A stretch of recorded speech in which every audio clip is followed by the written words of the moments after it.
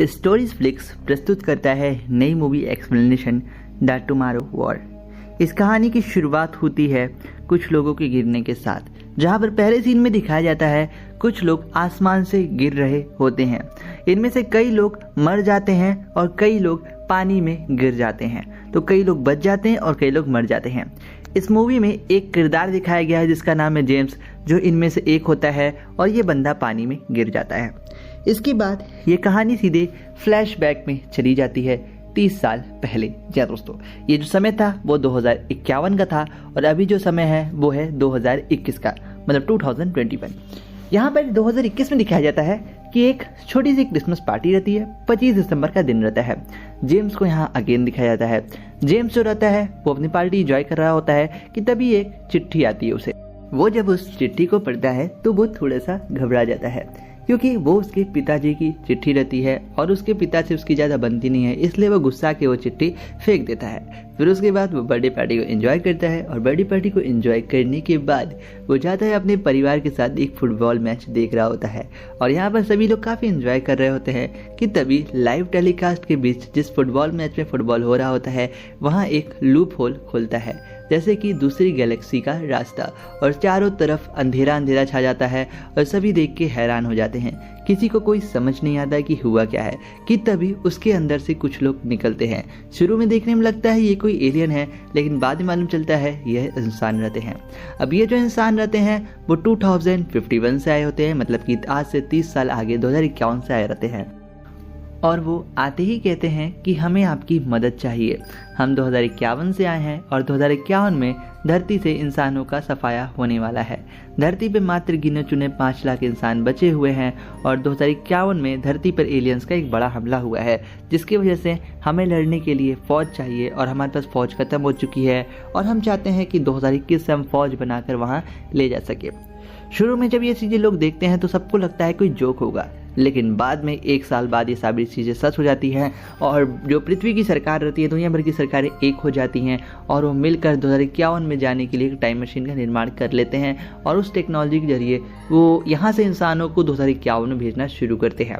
यहाँ पर कोई भी कभी भी जा सकता है। दरअसल एक लॉटरी सिस्टम लगाई जाती है। हर फ़ोन में एक QR कोड आता है, जिसके ज़रिए अगर आपको सिलेक्ट कर लिया गया तो आपको 2051 के जंग के लिए जाना पड़ेगा, जिसकी वजह से पूरी दुनिया में विरोध प्रदर्शन होता है। कुछ लोग गुस्साए रहते हैं तो कुछ लोग यहाँ पे तैयार होते हैं। अगेन आते हैं थोड़ी सी कहानी पर। अब जेम्स को दिखाया जाता है। जेम्स की एक बेटी रहती है जिसका नाम रहता है म्यूरी और उसकी एक पत्नी एमी रहती है। अब यहाँ पे जेम्स पेशे से एक प्रोफेसर होता है जो कि कॉलेज में फिजिक्स पढ़ाता है। यहाँ पर एक दिन वो पढ़ा रहा होता है कि तभी उसके फ़ोन पे एक मैसेज आता है जहाँ पर दिखाया जाता है यू आर सेलेक्टेड, मतलब कि अब इसे 2051 में जो भविष्य में जंग चल रही है उसमें जाना पड़ेगा। यहाँ पर किसी प्रकार से वो जाता है गवर्नमेंट ऑफिस में और गवर्नमेंट ऑफिस वाले उसे एक बहुत हैरतअंगेज बात बताते हैं। वो जेम्स को बताते हैं कि तुम्हारी मौत 2030 तक हो जाएगी, मतलब कि तुम्हारी ज़िंदगी सिर्फ 9 साल की है, इसलिए हमने तुम्हें चुना।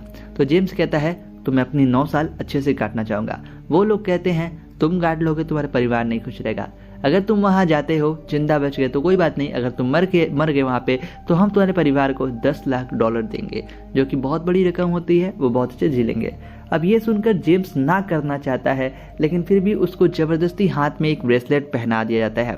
अब ये ब्रेसलेट उसके हार्ट से कनेक्टेड रहता है। वो कहीं भी दुनिया की किसी भी कोने में जाएगा तो वो ट्रेस हो जाएगा, जिसकी वजह से यहाँ पे जेम्स को ना चाहते हुए ज़बरदस्ती उसे कैद में ले लिया जाता है और फिर उसे छोड़ दिया जाता है। वहाँ पे उसे बताया जाता है कि जब भी हमें ज़रूरत पड़ेगी तो तुम्हें बुला लेंगे।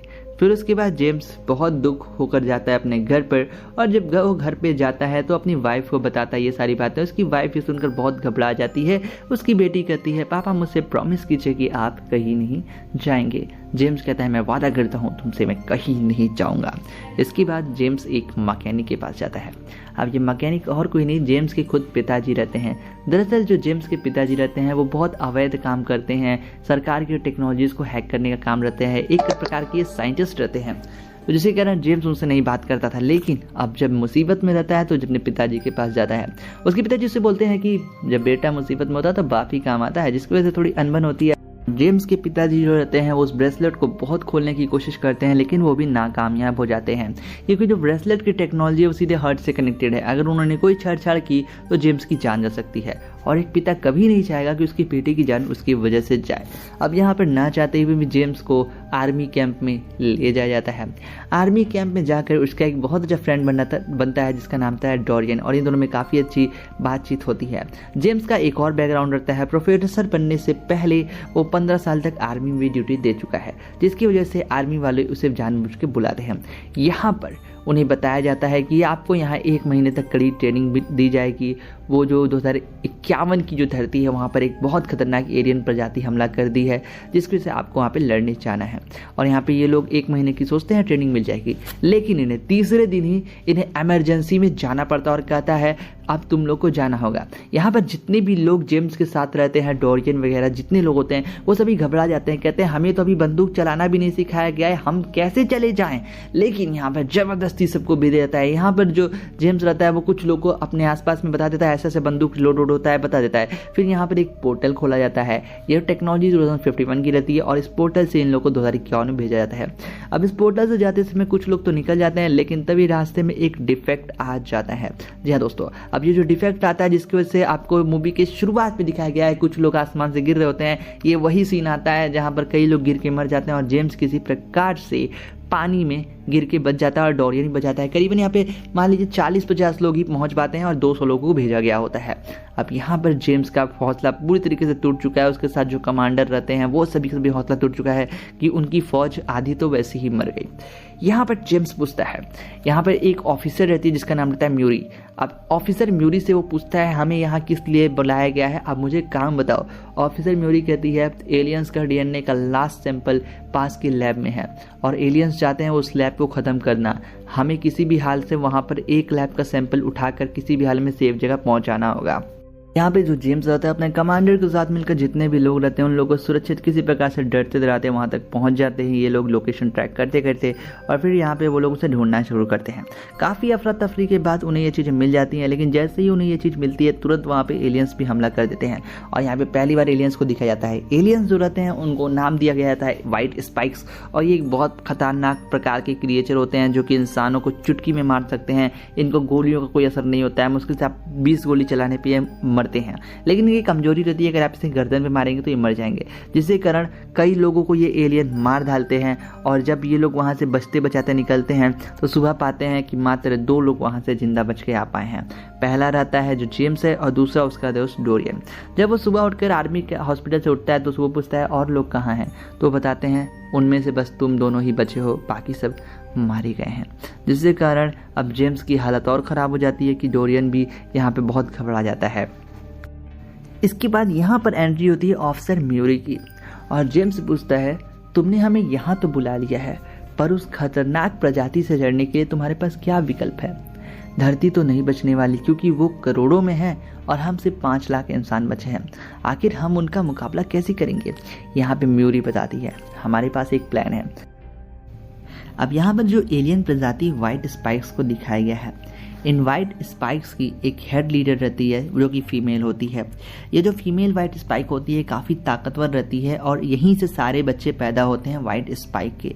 दरअसल जितने भी आप व्हाइट स्पाइक देख रहे होते हैं वो सभी मेल रहते हैं और मेल ज़्यादा खूंखार नहीं होते हैं। जो फीमेल व्हाइट स्पाइक रहती है वो सिर्फ उनके पास एक ही बच्ची है और उनसे ही ये लोग जन्म लेके फैल रहे हैं और ये लोग अपनी आबादी बढ़ा रहे हैं। अगर आप उनकी क्वीन रानी को मार देते हैं, म्यूरी बताती है जेम्स को, तो हम ये जंग जीत सकते हैं। क्योंकि अगर हम पहले हम उसको किडनैप करेंगे, किडनैप करने के बाद हम उसे लैब में ले जाएंगे, लैब में ले जाने के बाद वो लोग उसके सैंपल डीएनए से एक जहर को बनाएंगे।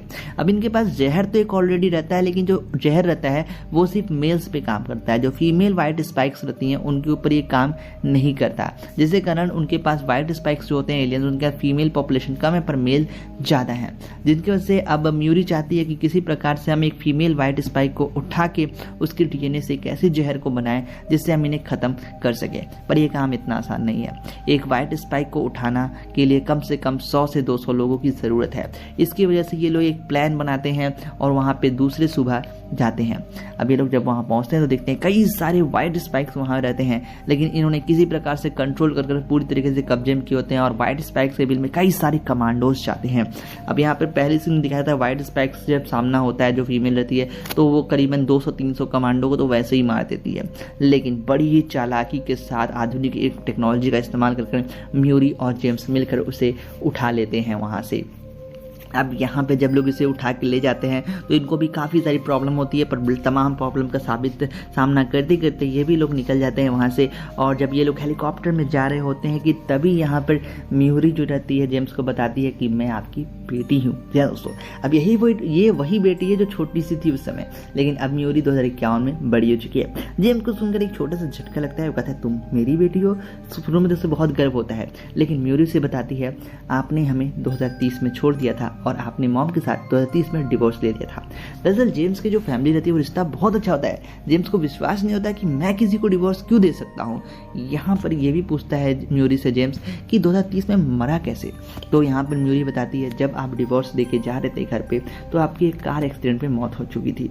अब यहाँ पे सब कुछ क्लियर हो चुका था कैसे मरा था जेम्स। अब सवाल आता है कैसे ये लोग व्हाइट स्पाइक्स को हराते हैं। व्हाइट स्पाइक्स को हराने के लिए इन्होंने एक केमिकल फॉर्मूला बनाया होता है जो कि रात भर इन्हें मेहनत करके मिल जाता है, लेकिन यहाँ पर उस फीमेल व्हाइट स्पाइक्स को और उस जहर को खत्म करने के लिए एलियन की बहुत बड़ी फौज इनकी तरफ आगे बढ़ जाती है। पूरी धरती पे व्हाइट स्पाइक्स का कब्जा है और ये एक शिप में जी रहे हैं जितने भी इंसान हैं अब, और व्हाइट स्पाइक्स हमला कर देते हैं। पूरी तरीके से वो लोग तहस नहस करने लगते हैं सब कुछ। इंसान की फौज हार रही होती है। इनके पास एक सी बस वो जहर रहता है उस सैंपल का जो कि कुछ भी नहीं है, उससे सिर्फ एक व्हाइट स्पाइक फीमेल मर सकती है, पर इनके पास तादाद ज़्यादा है जिसकी वजह से अब म्यूरी के पास कोई ऑप्शन नहीं है।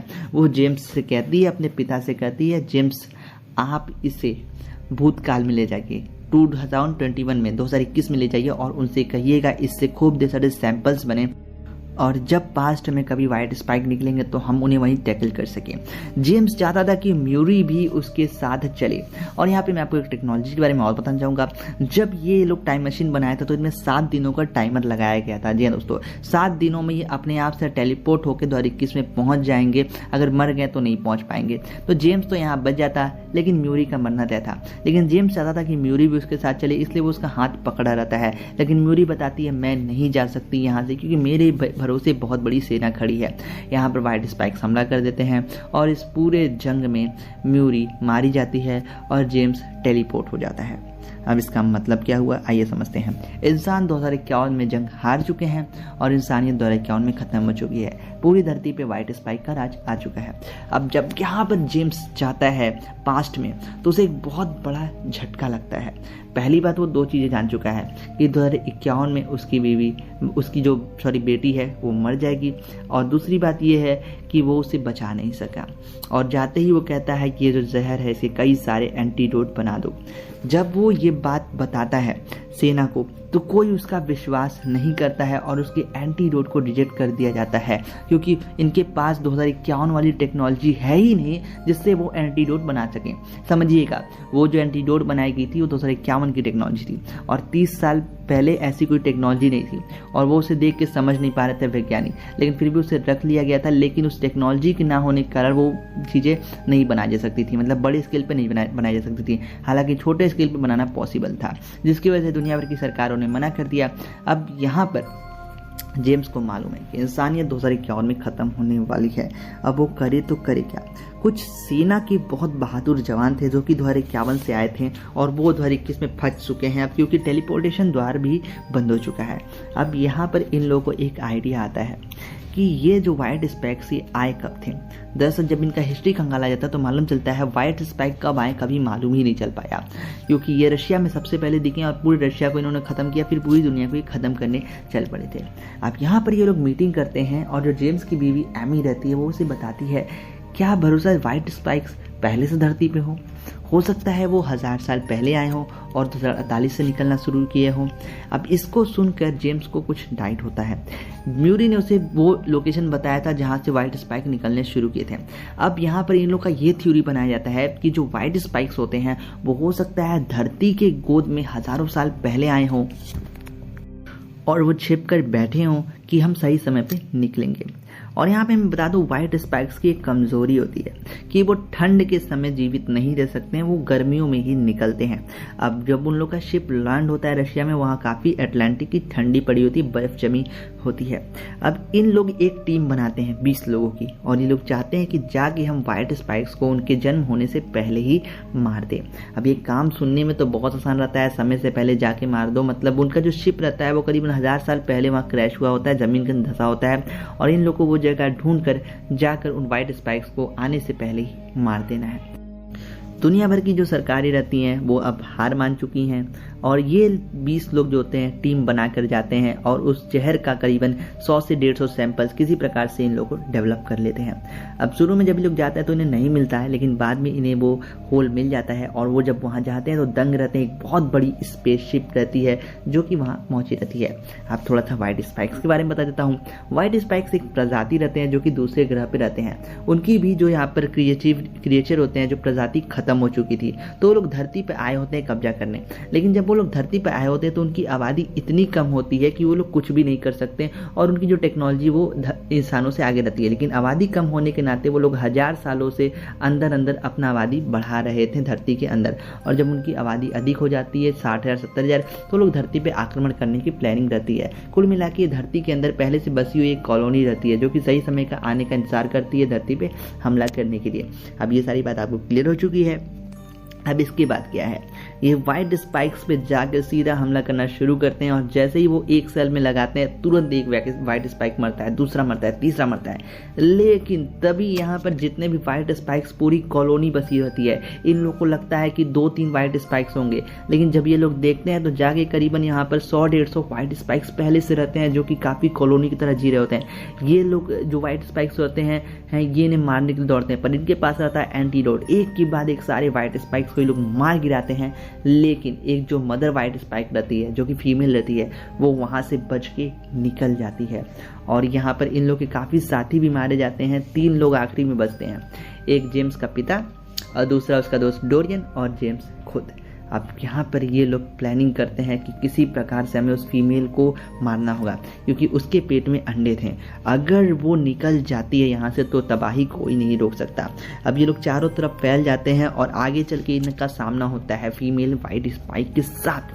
व्हाइट स्पाइक जो फीमेल रहती है वो इतनी ताकतवर रहती है कि इन लोगों को बहुत मार मारती है। ये भी लोग उस पर कई सारे मिसाइल चलाते हैं, लेकिन कोई काम नहीं करता है। एक सीन में दिखाया था, जेम्स रहता है वो फीमेल व्हाइट स्पाइक्स के जो हाथों में वो जहर घोंप देता है, लेकिन वो व्हाइट स्पाइक इतना ज़्यादा डेवलप रहती है कि वो अपने हाथ को ही काट के फेंक देती है कि मुझे ये जहर काम ही नहीं करेगा। जैसे कि जहर काट अगर लगता है तो अपना अगर आप हाथ काट देंगे तो वो जहर आपके शरीर में नहीं पहुंच पाएगी, तो कुछ इस प्रकार से काम किया। एक और ये लोग जहर छोड़ते हैं, उसके पैर में लगता है, वो अपने पैर को भी काट के फेंक देती है, उसका पैर उगने लगता है। इनकी मतलब जो क्रिएचर वो काफ़ी स्ट्रांग रहती है। फिर आखिर में दिखाया जाता है जो फीमेल व्हाइट स्पाइक रहती है वो जेम्स के पिता को मारने वाली होती है, और वो मरते समय जेम्स से कहते हैं, सॉरी जेम्स, मैं तुम्हारा अच्छा पिता नहीं बन सका, लेकिन मैं तुम्हारी जान बचाने के लिए अपनी जान तो दे ही सकता हूँ ना। इतना सुनकर जेम्स बहुत इमोशनल रहता है, और अहम मौके पर जेम्स के हाथ में एक तलवार आती है, और जैसे ही वो उसके पिता की तरफ आगे बढ़ता है व्हाइट स्पाइक, जेम्स दौड़ के उसके गर्दन पे वार करता है, उसका गला काट देता है, जिसके बाद वो व्हाइट स्पाइक पूरी तरीके से झंझना जाती है, और वो जैसे जैसे वो बहुत मारने की कोशिश करती है, उसके हाथों में से एक नेचुरल भाला निकलता रहता है जो कि इंसान को लगता है जहर उसके अंदर फैल के मर जाता है। लेकिन यहाँ पर किसी प्रकार से दोनों बाप बेटे बच जाते हैं, और डोरियन मौका पड़ने पे उसे एक वैक्सीन भी डाल देता है जो जहर होता है, और फिर उसके बाद वो वहाँ से उस खाई से गिरकर उसकी खात्मा हो जाती है, और अंदर ही अंदर यहाँ पे ये कहानी खत्म होती है। अब यहाँ पर जब जेम्स घर पहुँचता है तो यहाँ पे वो टीवी खोल के देखता है, जो WHO रहती है, UN रहती है, बड़ी बड़ी गवर्नमेंट वो कहती है जैसे ही हमें मालूम चला रशिया में वहाँ पर UFO है, हमने अपनी बहुत बड़ी फोर्स भेजी और वहाँ ख़त्म कर दिया। मतलब पॉलिटिक्स होने लगता है इसके ऊपर। लेकिन यहाँ पर जेम्स और म्यूरी भी काफ़ी खुश हो जाते हैं कि चलो हमारी बेटी बच गई, इंसानियत बच गया। और फिर बाद में बताया जाता है जेम्स को एक अच्छी पोस्ट दी जाती है, सरकार द्वारा सराहना भी दी जाती है, लेकिन वो नहीं दिया जाता है जो उसे चाहिए था, क्योंकि उसने दुनिया बचाई, और सरकार सारा क्रेडिट खुद ले लेती है। तो कुल मिला के ये था कहानी द टुमारो वॉर का, जो कि आज मैंने आपको बताई। आशा करूंगा ये कहानी आपको अच्छी लगी होगी। अगर अच्छी लगी हो तो वीडियो करिएगा एक लाइक। ऐसी और कहानी को सुनने के लिए चैनल करिए सब्सक्राइब। कोई भी कंफ्यूजन हो तो पूछ लीजिएगा, डाउट दूर कर दूंगा। Thanks for watching this video from the house of stories flex.